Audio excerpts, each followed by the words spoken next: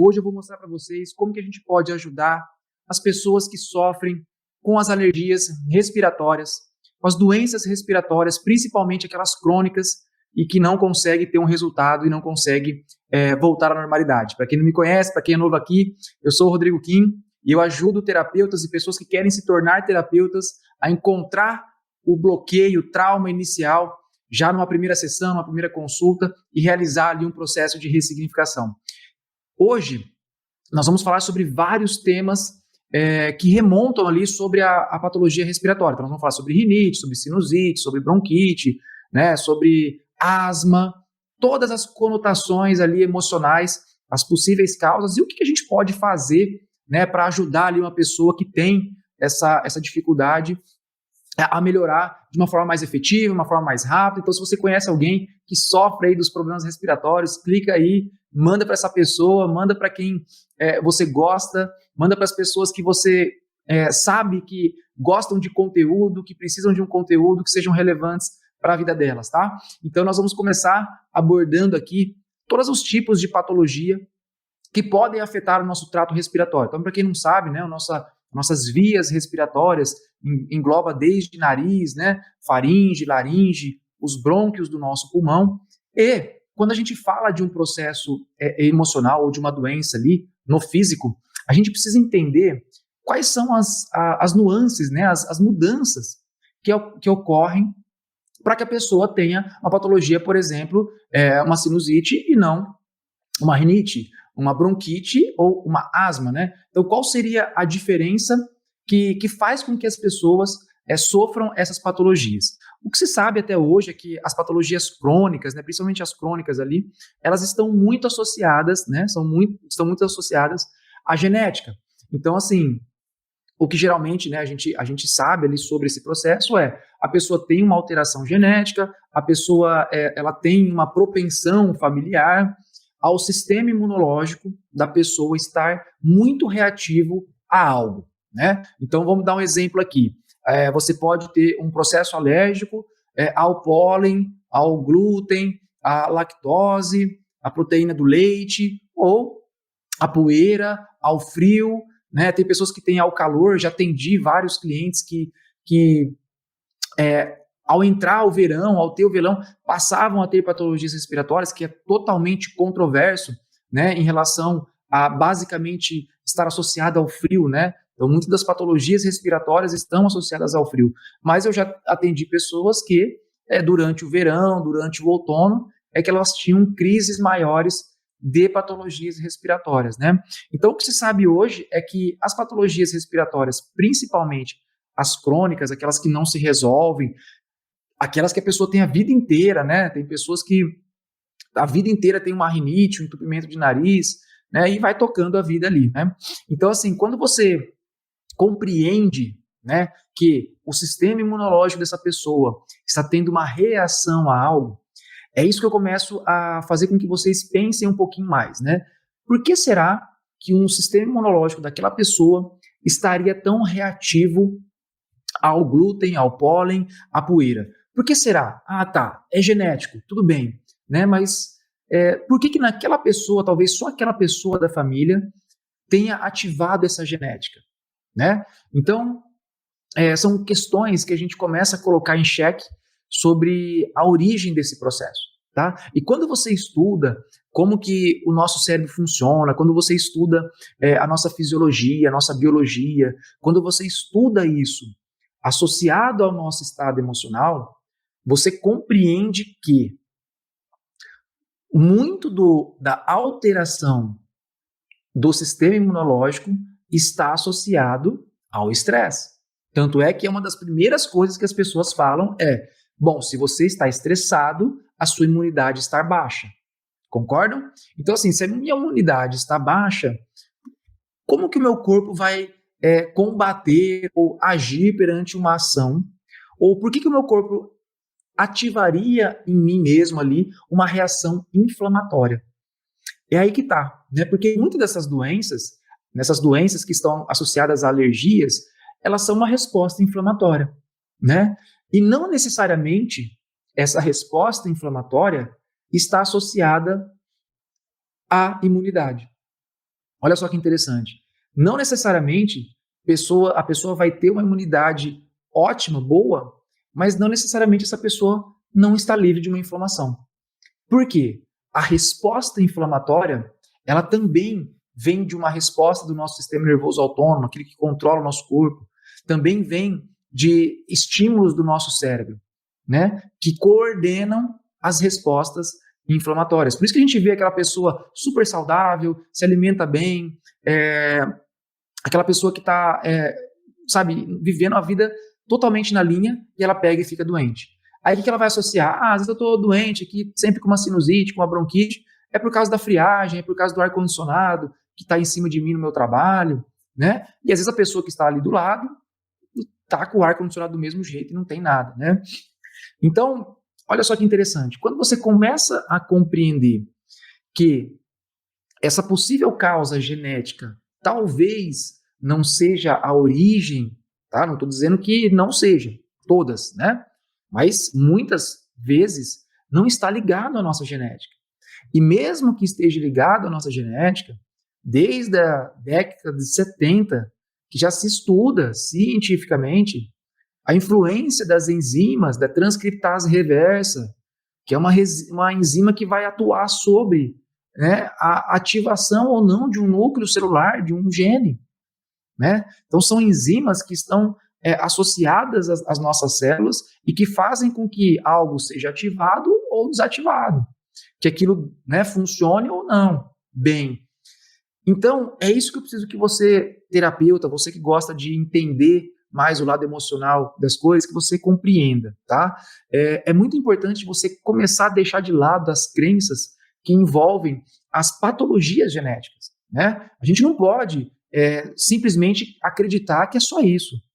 Porque se eu acreditar que é só isso, eu estou sendo algemado a algo que não vai me ter uma resposta. Vocês entendem? Não sei se isso faz sentido para vocês. Quando a gente recebe a resposta assim, ó, isso é genético, para mim, soa assim, olha, eu não sei o que é e eu vou dizer para você que é genético. É mais fácil, é mais confortável para mim, eu tiro toda a minha responsabilidade de buscar uma possível causa e eu te deixo a ver navios e você que tome o seu remédio e tomara que dê certo. Algumas pessoas dão certo, outras pessoas não dão certo, as pessoas não conseguem melhorar. Está sempre tomando antibiótico, está sempre pingando Neosoro, está sempre pingando ali algum tipo de medicamento para tentar melhorar essas patologias respiratórias. Por isso que, se você se atentar exatamente ao sintoma que essa pessoa está tendo, né? Então vamos lá, preste atenção nos sinais e sintomas que essa pessoa vai ter. Então ela vai ter sempre uma coriza, né? Às vezes uma coceira na garganta, tosse seca, né? É um sintoma muito recorrente, aquela pessoa que está sempre dando uma tossezinha, né? Sempre engasgando ali. Os espirros, né? São sempre um sinal de que o seu corpo está reagindo em relação aos seus órgãos respiratórios. É isso que você tem que colocar na sua cabeça. E aí, essa reação em relação aos órgãos respiratórios, elas podem ter diversas possibilidades, né? E as possibilidades que nós mais estudamos é o estado emocional da pessoa. Porque você percebe que pessoas que estão, assim, com um estado imunológico zero, a pessoa tem um estilo de vida estressante, a pessoa bebe demais, fuma, alimentação fast food, sabe? Ela tem tudo para ter processos inflamatórios e ela não tem nada, né? Às vezes faz um exame de sangue e está tudo ok. E aí? Como que explicaria essa pessoa que tem um estilo de vida totalmente doente, né? Ela não ter uma patologia? Então, será que, apesar de tudo isso, que obviamente pode nos influenciar, mas onde vai influenciar, né? Por que uma alimentação fast food, um cigarro, essa química, por que ela vai alterar o intestino, o estômago, ou o nariz, ou o pulmão? O que determina essa fragilidade? Será que é somente o simples fato de você ter uma deficiência imunológica? E a sua deficiência imunológica, por que está sendo na parte respiratória e não na sua pele, e não no seu intestino, e não no seu pulmão, e não no seu coração, né? Ou no seu couro cabeludo? Não sei. Por que a sua deficiência imunológica se encontra apenas no lugar? Essa é a pergunta que você deve se fazer se você tem alguma patologia crônica. Por que meu sistema imunológico ele está ali preso, né, ou deficiente apenas na parte respiratória, ou apenas na parte digestiva, ou apenas na parte da pele, ou em qualquer outro órgão do nosso corpo? É isso que faz a grande diferença para quem é terapeuta. Então, se você é médico, fisioterapeuta, enfermeiro, se você trabalha com barra de axis, se você trabalha com qualquer tipo de terapia, seja ela holística, integrativa ou convencional, o que vai fazer a grande diferença para este profissional é conseguir integrar o estado emocional com a doença, com o órgão. Vocês concordam comigo? Imagina só que você vá num profissional que é o convencional mesmo, né? A gente diz que é o convencional. E ele chegar e te der um diagnóstico convencional e às vezes não encontrar uma causa, né? Porque às vezes eu tenho um diagnóstico de uma fibromialgia, por exemplo, né? Mas tá, e qual é a causa da minha fibromialgia? Porque aí o que acontece? Se eu tenho um diagnóstico de fibromialgia, ou se eu tenho um diagnóstico, por exemplo, de bronquite, né? Só falando de parte respiratória, vamos para a parte respiratória. Você tem um diagnóstico de bronquite. Aí o que acontece? Asma, por exemplo, ou sinusite. Você vai ter o quê? Um remédio para cortar essa inflamação. É um tratamento, ok? Mas significa que você teve um diagnóstico da causa? Mas por que eu estou tendo sempre sinusite? Por que eu estou tendo sempre rinite? Por que eu estou tendo sempre uma patologia? Então, quando você, profissional, tem esse entendimento, você está um passo à frente posso dizer que 95% dos profissionais que atuam terapeuticamente. Quando você tem esse nível de conhecimento, você está um passo à frente. É como se você soubesse algo que é extremamente importante e que faz influência, né? Como muitas pessoas chegam assim, olha, não sei o que está acontecendo com você, é o estresse, né? É o seu emocional, você precisa cuidar da sua cabeça. Aí, o que acontece? Dão um antidepressivo ou um ansiolítico, né? E não que isso seja ruim, tá, pessoal? Mas é o que acontece. Então, assim, eu nem sei o que a pessoa tem, eu nem sei a causa, mas eu sei que é alguma coisa emocional. Toma um ansiolíticozinho, que eu vejo que você é um pouco ansioso, né? Toma um antidepressivozinho, porque você está um pouco triste, e a pessoa vai tocando a sua vida. E nós, como profissionais da área da saúde, que fizemos lá o nosso juramento, quando nós nos formamos, né? Ou a pessoa que é um terapeuta, que às vezes não tem uma formação acadêmica, mas é um terapeuta, ele tem a obrigação de realizar o processo de cura em primeiro lugar. Nós precisamos sempre olhar para a cura da pessoa. Pode ser que a pessoa não queira a cura, pode ser que a pessoa queira apenas tampar os sintomas, está tudo bem. Mas nós, como profissionais, sempre devemos ofertar a possibilidade de cura. E quando você elimina essa parte emocional, mesmo que você não trabalhe com isso, tá? Mas quando você sabe sobre isso e você consegue indicar o profissional correto sobre isso, você está atuando sobre a cura do seu cliente, do seu paciente, da pessoa que está te procurando ali.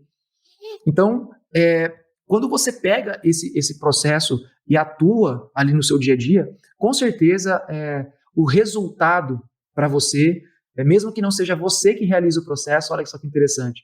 Eu tive vários clientes que eu tratava de dor, por exemplo, e aí ela chegava para mim e falava assim, cara, Rodrigo, vem aqui, melhora a volta, melhora a volta, melhora a volta. E eu cheguei e na minha avaliação, ela não tinha nada do emocional influenciando, né? Porque eu não trabalho só com emocional, também trabalho com técnicas físicas, né? E aí eu cheguei para ela e falei assim, bom, olha, olhando esse processo que você já passou aqui há um mês, né? Você estava vindo a cada 15 dias, né? Você veio em 3 sessões, você fez uma depois de 15 dias, outra depois de 15 dias, outra. O seu corpo precisa fortalecer. E aí eu indiquei essa pessoa, ela começou a fazer o trabalho de fortalecimento e ela nunca mais teve dor. E sempre quando ela me encontra, ela remete a cura dela a mim, mesmo que indiretamente eu tenha participado do processo. Eu não participei do processo direto dela. Eu fazia a sessão, ela melhorava, mas depois piorava. Mas por quê? Porque não era físico, né? Não era um órgão fora do lugar, uma coluna fora do lugar, só isso, né? Ela chegava para mim toda torta, eu realizava o processo, manipulava, relaxava a musculatura, né? Emocionalmente eu já vi que não tinha nada influenciando, a gente consegue fazer isso na avaliação do método Ressignificando Traumas, né? A gente consegue fazer esse processo. E olha só que interessante. E aí a gente viu, eu vi ali que tinha essa fraqueza muscular, cara, mandei ela para fortalecimento. Então, a pessoa se curou. Então, imagina se você procurasse qualquer profissional, desde um dentista, né? Imagina você estar lá procurando um dentista por problemas na TM, e o dentista, olha, nós vamos fazer uma plaquinha para você, porque, né, para te ajudar no seu sintoma, mas, cara, isso é totalmente emocional. Você se sente assim, assim, assim, assado? Ah, me sinto, ó, tá vendo? Você precisa trabalhar essa emoção. Você precisa mudar esse estado emocional, porque com certeza o seu corpo vai mudar depois. Você entende isso? Faz sentido isso para vocês? Qualquer profissional da saúde, o dentista não precisa ficar fazendo processo de ressignificação, né? A enfermeira não precisa, mas ela pode saber direcionar. Profissionais da saúde que atuam sobre a saúde, eles precisam direcionar, eles precisam saber direcionar. Todos nós deveríamos ser um clínico geral, entender de tudo um pouco, né? E, ok, sou especialista em algo, né? Mas eu preciso entender um pouco de tudo, para que eu possa, quando a pessoa chegar para mim, nós estamos tratando um ser integral, né? E a pessoa, pensa bem, a pessoa tem uma dor na coluna, ela vai procurar ali um ortopedista, né? Porque é o especialista na coluna. Mas, cara, eu já atendi várias pessoas com dores na coluna que era um problema visceral, era intestino preso. E aí? Se eu sou uma pessoa que não entende sobre essa conexão, como que eu vou dar uma luz para essa pessoa? Então é assim que nós vamos melhorar os processos respiratórios. E olha só que interessante. Eu queria dizer para vocês, olha lá, estão dizendo aqui, né? Como enfermeiro tem que sempre ter esse olhar. Exatamente, né? Você como enfermeira, que você cuida de pessoas, sabe? Imagina só quantas vezes ali uma pessoa... eu escutei isso muito na fase, né, que nós passamos aí de processos de pneumonia e tal, de pessoas estarem extremamente sem ar, né? Tinha ali o vírus, né? Mas não estava tão inflamado, mas a pessoa querendo ser entubada, colocar o oxigênio porque não conseguia respirar por estado de ansiedade. E o médico ter que entrar com um ansiolítico para a pessoa se acalmar e não precisar ser entubada. Mas não era porque o pulmão estava muito inflamado.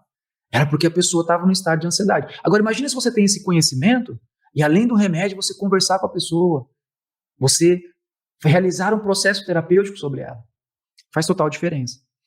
E nós vamos pegar aqui os principais sinais e sintomas das patologias respiratórias. Eu quero que você anote isso, porque isso é muito importante. Eu vou fazer um breve resumo para vocês, que vai nortear vocês em relação ao estado emocional, conforme cada patologia respiratória. As principais, claro, né? Então nós vamos começar pela talvez a mais recorrente, que as pessoas mais tenham, que é a rinite alérgica. Então muitas pessoas têm o quê? O que é a rinite? Né? É uma inflamação na mucosa, na parte de dentro do nariz. Né? Então, assim, por algum motivo que eu vou explicar para você, a pessoa ela passa a ter uma alergia respiratória ao glúten, ao pólen, à poeira. Poeira é o que mais dá. Né? Mas como que isso funciona na prática? O que realmente acontece? Quando nós passamos, por exemplo, por uma situação de estresse, a primeira coisa que acontece no nosso corpo não é inflamar a nossa mucosa. Olha só que interessante. Às vezes a pessoa ela vai ter um processo como se fosse uma necrose, como se fosse uma dilatação da narina por dentro. Por quê? Durante o estresse, nós precisamos que entre mais ar. Então, por dentro, não pode estar inflamado. Você entende? E quando esse estresse passa, e eu vou explicar para você qual que é esse tipo de estresse, a pessoa tem um processo inflamatório que pode gerar uma coriza, que pode entupir o nariz e que é conhecido como rinite. A pessoa às vezes vai ficar espirrando, né? E o principal contexto emocional é o medo daquilo que pode acontecer. São pessoas que sempre estão pressentindo o perigo. Olha só que interessante. E aí, cada um tem o seu próprio medo. Qual que é o seu medo? Que medo que você tem? Que você sempre fica com receio de que possa acontecer. E aí você começa a refletir o quê? Então a pessoa ela vive uma situação estressante, um medo, Esse medo passa, vamos dar um exemplo, às vezes eu tive medo de não dar conta de cuidar do meu pai doente, por exemplo. Aí o pai não morreu, ficou tudo bem, passou. Eu vou lá e tenho uma rinite. E a partir dessa experiência traumática para mim, eu posso todas as vezes que eu perceber que o meu pai ou que outra pessoa possa adoecer, se eu ficar pensando, nossa, será que o fulano vai ficar doente? Ele vai viajar? Será que vai acontecer alguma coisa? Será que vai acontecer um acidente? Será que quando a pessoa fica muito naquele pensamento repetitivo do que pode acontecer, quando esse medo passar, vai dar uma rinite. Só que, olha só que interessante, como a pessoa não muda a sua percepção, constantemente ela, né, está tendo esse mesmo estado emocional e o sistema nervoso dela não entra em equilíbrio. E a pessoa está constantemente tendo uma rinite. E outra coisa, se você perceber que essa pessoa está tendo uma reação, por exemplo, à poeira, será que no momento em que essa pessoa viveu o estresse dela muito grande, não era um local onde tinha muita poeira? Porque quem estuda a mente subconsciente e para que ela serve, entende que um dos mecanismos que a nossa mente subconsciente tem é nos proteger. E ela nos protege daquilo que foi um perigo para nós. Então, o que acontece? Tudo que envolve o meu estresse, o meu cérebro registra. Então, se naquele momento era o verão, era o inverno, ou se era de dia, ou se era de noite, se era gelado, se era quente, tudo isso a minha mente subconsciente pode entender que tem relação com este perigo. Porque é para isso que ela serve. Pensa num animal que está lá no meio de uma floresta, vê se isso faz sentido para você, presta atenção nisso. Pensa num animal que está lá no meio de uma floresta, ele para para beber água. Aí ele para para beber água, a água começa a mexer que está vindo um crocodilo. Mas ele é a primeira vez, ele é um bebezinho, está vindo ali um lobo, qualquer coisa. E os pássaros voam, os animais todos ficam alvoriçados, vão embora, e ele não entende nada desses sinais, ele fica ali, o crocodilo ali ataca ele e não consegue pegar. Para que serve a mente subconsciente nossa entender todos esses processos? É o seguinte, a próxima vez que você for beber água, ele precisa focar no beber água, não é? Ele não precisa ficar pensando em tudo. Então a mente subconsciente fica num estado de alerta muito grande a todos os sinais que estavam presentes no momento do estresse. Então, assim, na hora que ele for beber água, se a árvore balançar, se os pássaros voar, se os animais ficarem alvoriçados, ele vai ter uma resposta de fugir. Agora imagina só, você vendo os seus pais brigando, comendo uma pizza, né, e você com medo de que os dois se separem, e o seu cérebro registrando que o glúten, a lactose da pizza, tem relação com o seu estresse vivenciado. Se isso ficar registrado como um estado de alerta, o que vai acontecer? Na outra semana, os seus pais fizeram as pazes, está tudo bem, você vai comer uma pizza. Você vai ter rinite e sinusite. Você vai ter um processo respiratório. Aí você come um pão, também coriza. Você entende? Isso a gente chama, terapeuticamente, né, falando terapeuticamente, a gente chama de gatilhos emocionais. São gatilhos que acontecem no nosso dia a dia e que remetem o nosso subconsciente àquele processo. E aí, meu amigo, você pode ter a saúde que você tiver, você pode ter a alimentação que você tiver, você pode, cara, tomar própolis, você pode fazer o que você quiser, que você vai ter um processo inflamatório.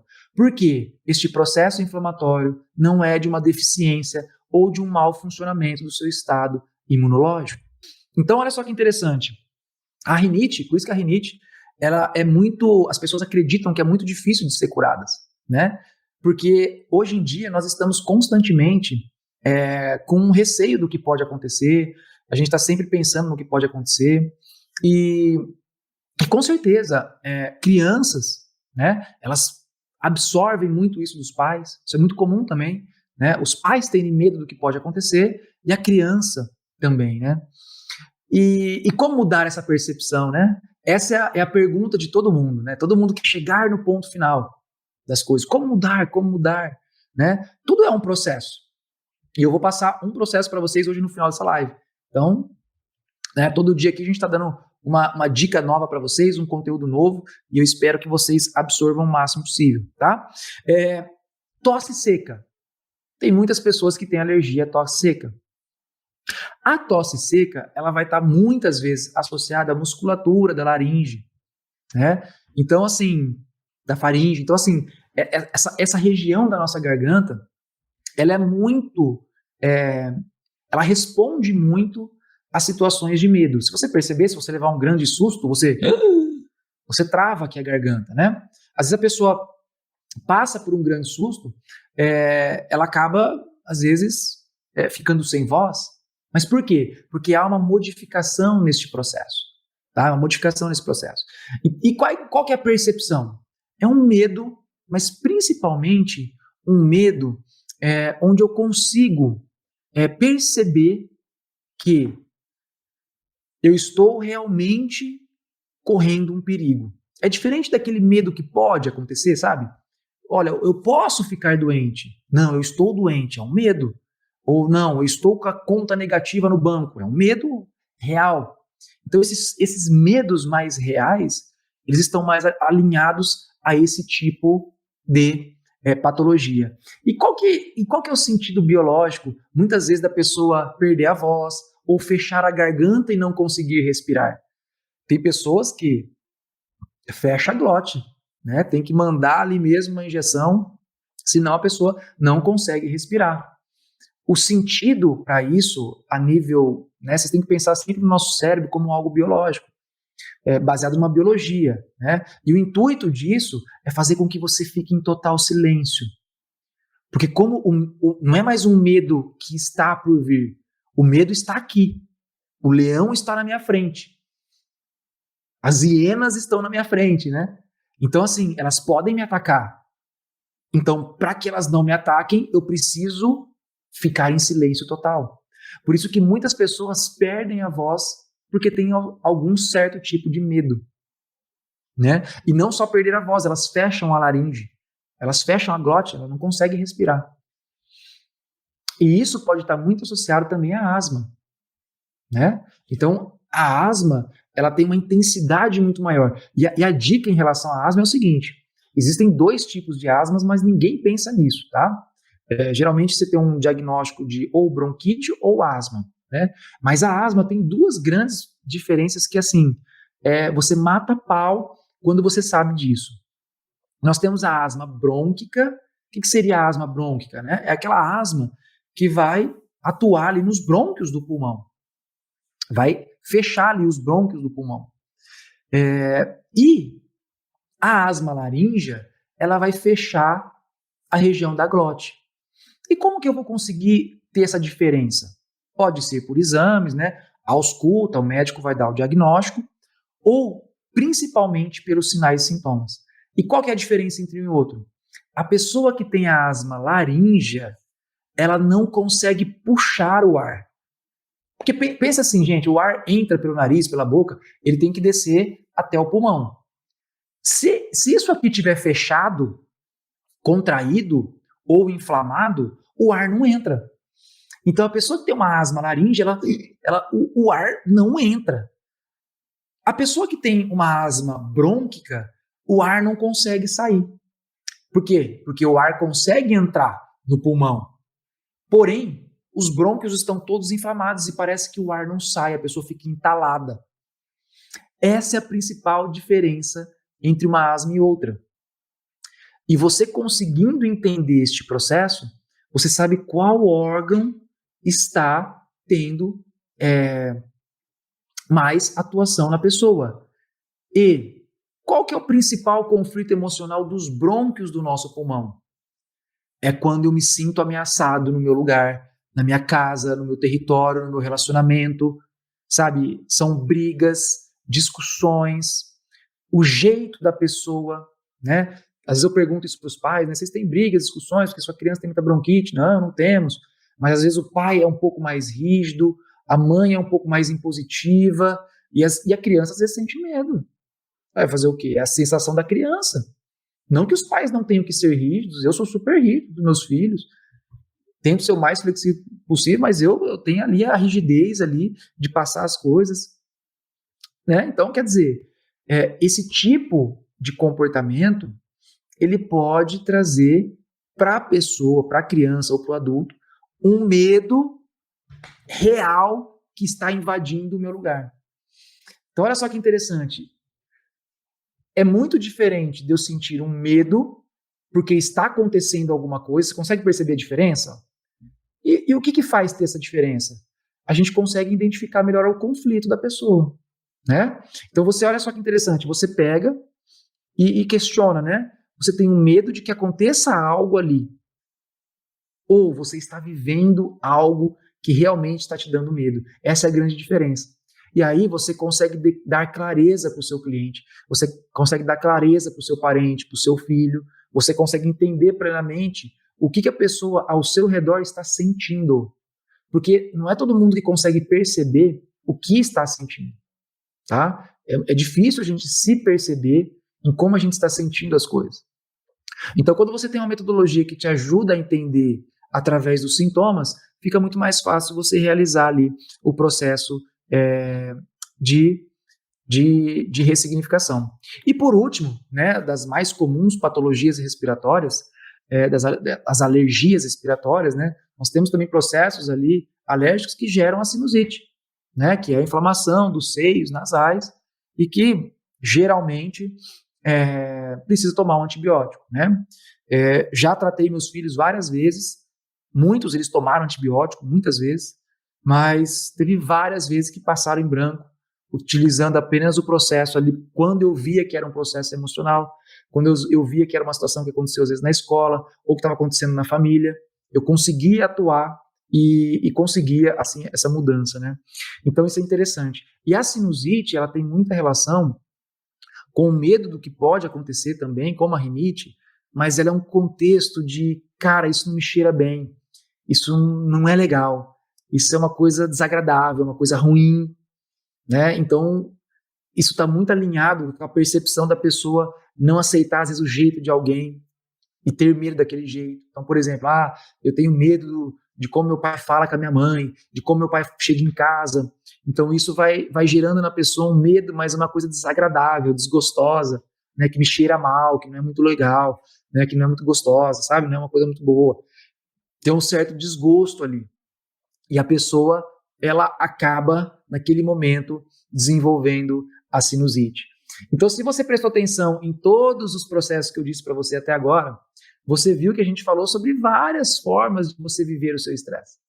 E é exatamente essas várias formas de você vivenciar o seu estresse que geram a patologia em específico. E não, nesses casos, né, claro, uma deficiência imunológica, uma deficiência do seu estado imunológico.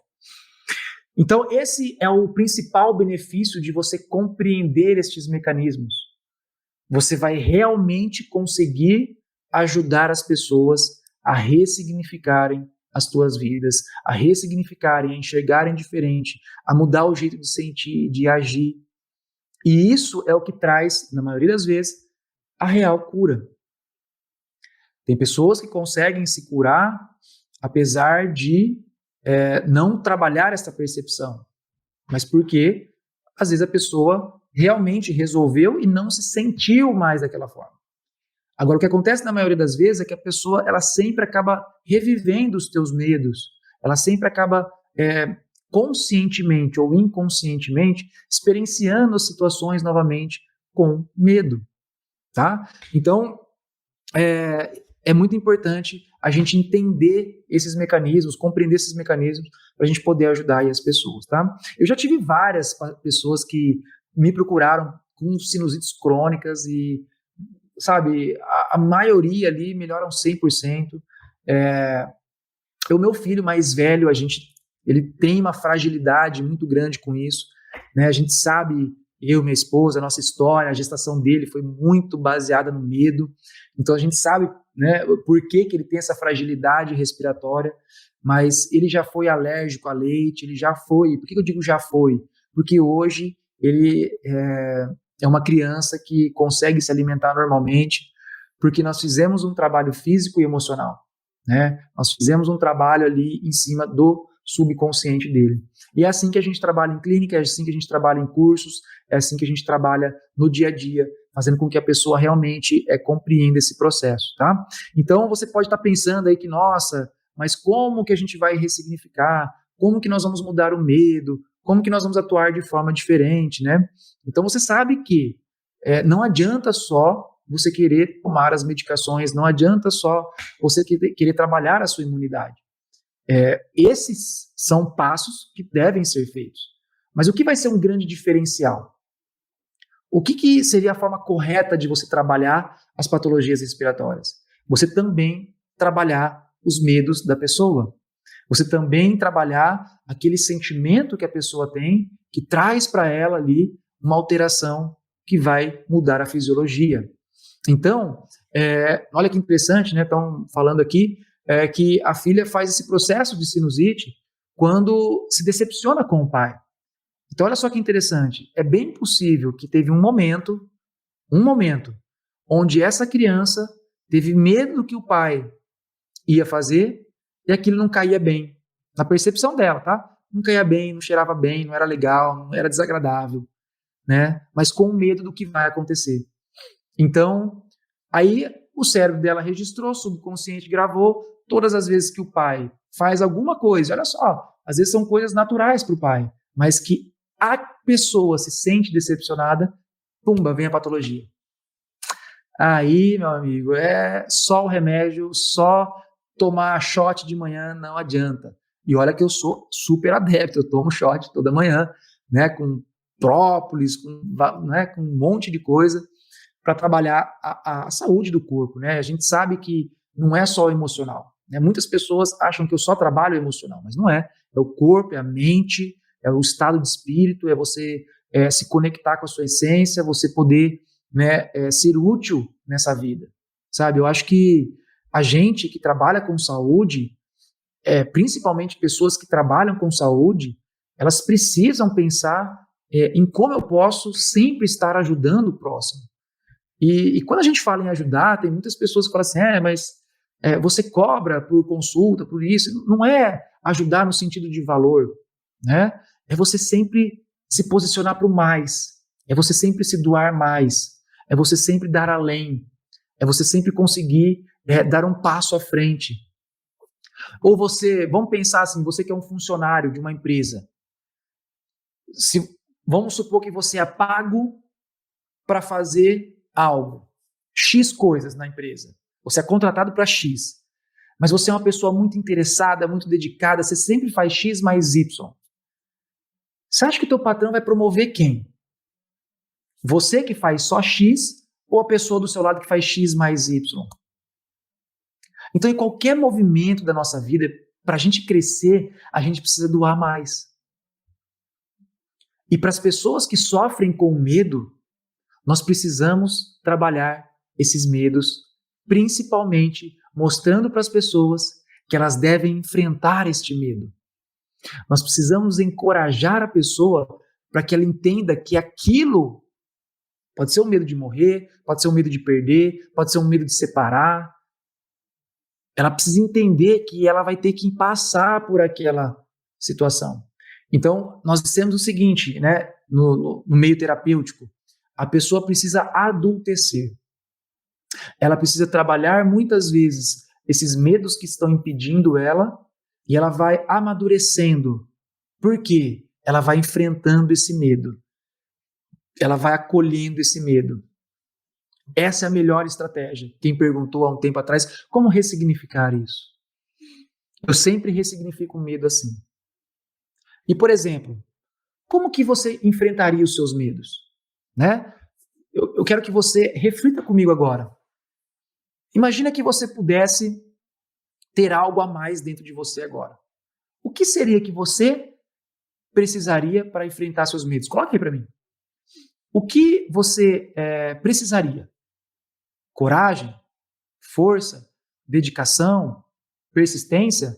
Teve pessoas que eu já perguntei isso e ela falou assim, doutor, eu preciso ter foco. Eu preciso ter foco.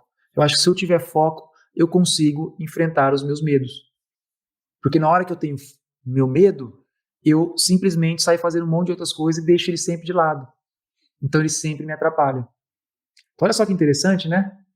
A gente acha que para trabalhar medo precisa ter coragem, mas às vezes não, né? Olha lá, ó, foco, uma decisão, uma atitude. E aí eu digo para vocês o seguinte, estou ressignificando vocês aqui, hein? Pensem da seguinte forma, você acha que você nunca foi decidida na sua vida? Você acha que você nunca teve foco na sua vida? Você acha que você nunca teve coragem na sua vida? Eu tenho certeza que você, em outros momentos, outras situações, Rodrigo, eu nunca fui focado. Tem gente que já me falou isso. Falei, tá, você tem filhos? Tenho. E como era quando o seu filho ficava doente? O que você fazia? Nossa, eu pegava, dava o remédio na hora certa, o banho, media a temperatura. Então você fazia isso com muito foco, né? Total, total. Então, assim, a pessoa, muitas vezes, ela tem essa habilidade dentro dela, mas ela não associa no momento do medo. Vocês entenderam isso? Então, o que eu faço geralmente terapeuticamente? Eu faço a pessoa se associar àquilo que ela precisa para vencer o medo e realizo técnicas para ela combater o medo com aquela competência que ela precisa dentro dela. Agora, se ela não tiver aquela competência, ela vai precisar se desenvolver. Aí não tem como, né, gente? Tem que ler um livro, tem que fazer um curso, tem que fazer uma consulta, tem que fazer um tratamento, né? É a mesma coisa que eu quiser montar uma padaria e eu vou ser o padeiro, eu não sei fazer pão, né? Aí não adianta, eu vou ter que aprender a fazer pão, né? Agora, se eu já sou um padeiro, se eu já faço pão em casa, se eu montar uma padaria e for o padeiro, vai ser muito fácil para mim. Eu vou me adaptar muito fácil. Então, assim, se eu não sei trabalhar o medo, se eu pego dicas e mesmo assim eu não consigo, eu preciso de alguém, né? Alguém comigo ali, ó, lado a lado, e aí que vem os terapeutas. Principalmente os terapeutas que vão participar da semana do terapeuta sniper, aquele que vai direto ao ponto, aquele que é assertivo na sessão.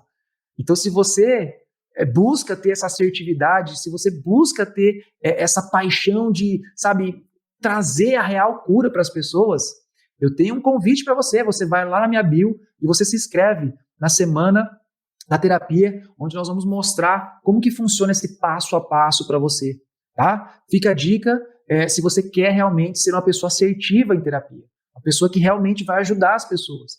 E eu quero que esse movimento cresça, eu quero que as pessoas conheçam cada vez mais sobre isso, que eu tenho certeza que nós vamos fazer um futuro melhor, um mundo melhor, com muito mais cura para as pessoas. Certo? Então, se você tiver interesse, se você quer ser terapeuta, se você quer viver do mundo de terapia, ou se você é curioso e quer saber ali como que funciona, como que eu posso ajudar a família, entra lá, link está na bio e se inscreva aí no meu Instagram, que eu tenho certeza que esse programa vai ajudar você.